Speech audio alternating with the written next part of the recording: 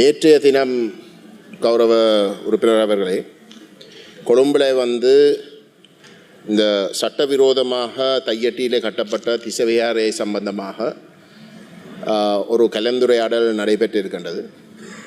அந்த கலந்துரையாடலில் புத்த சாசன அமைச்சினுடைய உறுப்பினர்களும் வேறு அரசாங்க உத்தியோகத்தர்களும் இந்த திசவிஹாரை என்று சட்டவிரோதமாக கட்டப்பட்ட அந்த விஹாராதிபதியும் கலந்து கொண்டிருக்கிறோம்.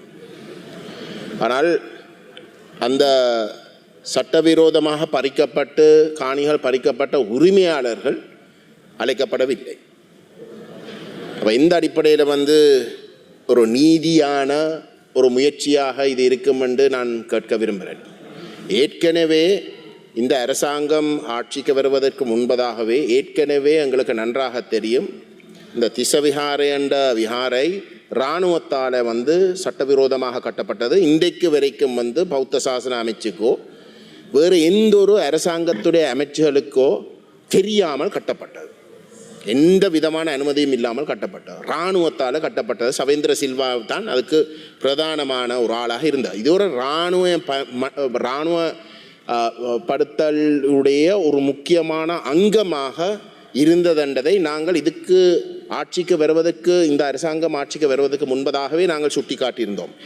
இன்றைக்கு அந்த திசவிஹாரை கட்டப்பட்ட காணிகள் தனியாருடைய காணிகள், தனியாருடைய தோம்பு உட்பட உறுதிகள் இருக்கின்ற ஒரு நிலையிலே அது அவசரமாக விடுவிக்கப்பட வேணும் என்று சொல்லப்பட்டு இருக்கிற நிலையிலே அகில இலங்கை புத்த காங்கிரஸினுடைய பௌத்த காங்கிரஸினுடைய தலைவராக இருக்கக்கூடிய போலீஸுடைய ஓய்வு பெற்ற புலனாய்வு பிரிவினுடைய தலைவர் வாகிஷ்ட என்று ஒருவர் யாழ்ப்பாண அரசாங்க அதிபரிடம் அவரை அச்சுறுத்துகின்ற வகையிலே கடிதம் எழுதப்படுகின்றது. அப்போ இந்த இராணுவமயப்படுத்தலுடைய எந்தளவு தூரத்துக்கு இது சம்பந்தப்பட்ட ஒரு விஷயமாக இருக்கிறதை நாங்கள் இங்கே தெளிவாக விளங்கிக் கொள்வோம். இது அரசாங்கத்துடைய விஷயம் அல்ல, இது டீப் ஸ்டேட் கவுண்டர் இன்சர்ஜென்சியினுடைய மிக மோசமான முகம், அதனுடைய ஒரு அங்கம்.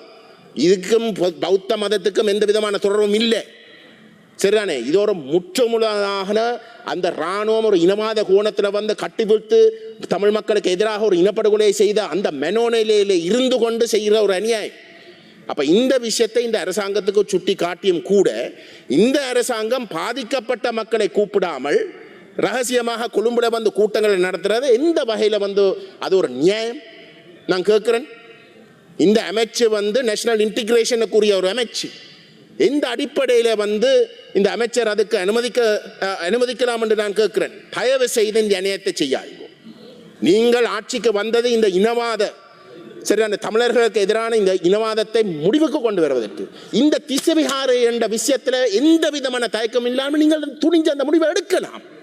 நீங்கள் அதை எடுக்கணும் என்று தான் நாங்கள் கேட்டுக்கொள்கின்றோம். தயவு செய்து இப்படி ஒரு மோசமான செயலுக்கு விலை போகாதீங்கள் என்று நான் வலியுறுத்த விரும்புகின்றேன். ரெண்டாவது விடயம் கடந்த 10ஆம் தேதி வடமாகாண ஆளுநருடைய தலைமையில் யாழ்ப்பாணத்தில் கூட்டங்கள் நடைபெற்றிருக்கின்றன. சுகாதார அமைச்சு, மாகாண சுகாதார அமைச்சினுடைய கூட்டம் நடைபெற்றிருக்கின்றது. அதில் இங்கே இருக்கக்கூடிய தேசிய மக்கள் சக்தியுடைய பாராளுமன்ற உறுப்பினர் ஸ்ரீ பவானந்தராஜா கூப்பிடப்பட்டு இருக்கிறார். நான் பொறுப்போடு சொல்கிறேன், பிமல் ரட்நாயக்க யாழ்ப்பாணத்துக்கு கடைசியாக வந்த பொழுது ஆளுநரிடமிருந்து கட்டளையிடப்பட்டு இருக்கின்றது, நிழல் அமைச்சர்களை நியமித்து ஆளுநர் கூப்பிட வேணும் என்று சொல்லி சுகாதாரத்துக்கு ஸ்ரீ பவானந்தராஜாவும், கல்விக்கு ஜெகதீஸ்வரன் என்றும், மகளிர் விவகாரங்களுக்கு ரஜீவன் பாராளுமன்ற உறுப்பினரும், உள்ளூராட்சி சபைகளுக்கு இளங்குமரனும், விவசாயம் கால்நடைக்கு திலகநாதன் பாராளுமன்ற உறுப்பினரும் நியமிக்கப்பட்டிருக்கிறோம். இப்போ இன்றைக்கு வடமாகாண சபை இல்லாத இடத்துல அங்கே ஒரு கூட்டம் நடைபெறுகிறதா பாராளுமன்ற உறுப்பினர்களை கூப்பிடணுமே, எல்லா பாராளுமன்ற உறுப்பினர்களையும் கூப்பிட்டிருக்கணுமே வடமாகாணத்தில் இருக்கக்கூடிய. அது எப்படி ஸ்ரீ பவானந்தராஜாவை மட்டும் கூப்பிடுறது? அப்போ இந்த அரசாங்கம் ஒரு பக்கம் மாகாண சபை தேர்தலை நடத்தாமல் இருக்குது, இன்னொரு பக்கத்தில் எந்த விதமான ஜனநாயகத்துக்கு இடமில்லாத வகையிலே ஜனநாயக விரோதமாக இந்த அரசாங்கம் வந்து தங்களுடைய உறுப்பினர்களை இந்த என்ன பிரஜாசக்தி போன்ற தங்களுடைய உறுப்பினர்களை வந்து மாகாண சபைக்குள்ளே நுழைக்கிறார்கள். முதுகெலும்பில்லாத கேவலமான ஒரு நிலைமை. உலகத்துக்கு காட்டுற மாகாண சபைக்கு எதிர்ண்டு ஏதோ தாங்கள் மாகாண சபையை பாரதத்துக்கு எதிராக வந்து போராடி உயிர் கொடுத்த காட்டிக்கொள்றது. ஆனால் அந்த மாகாண சபைக்கு தங்களுடைய முகவர்களை வந்து நியமிக்கிறது தான் இங்கே நடந்து கொண்டிருக்கு. கடைசியாக வந்து நான் சொல்ல விரும்புகிறேன், நிமலன் என்று ஒரு தமிழ் அரசியல் கைதி, பயங்கரவாத தடுப்பு சட்டத்துக்கு கீழே கைது செய்யப்பட்ட ஒரு கைதி வந்து இன்றைக்கு வெளிக்கடை சிறைச்சாலையில் இருக்கிறார். அவருக்கு உயிராபத்து என்று சொல்லி அவருக்கு எத்தனோ வழக்குகள் இருக்கு. அதில் வந்து மதுரைக்கு மதுரை ஹைகோர்ட்டுக்கு போக வேண்டி இருக்கு, வழக்குகளுக்கு மாத்தரைக்கு வந்து போக வேண்டி இருக்கு. ஆனால் சிறை அதிகாரிகளே அவருக்கு உயிர் அச்சுறுத்தல் இருக்கின்றது என்று விளங்கி கொண்டு அவர் அந்த வழக்குகளுக்கு கொழும்புக்கு வெளியில கொண்டு போகின்ற ஒவ்வொரு முறையும் உடனடியாக திருப்பி கொண்டு வார்.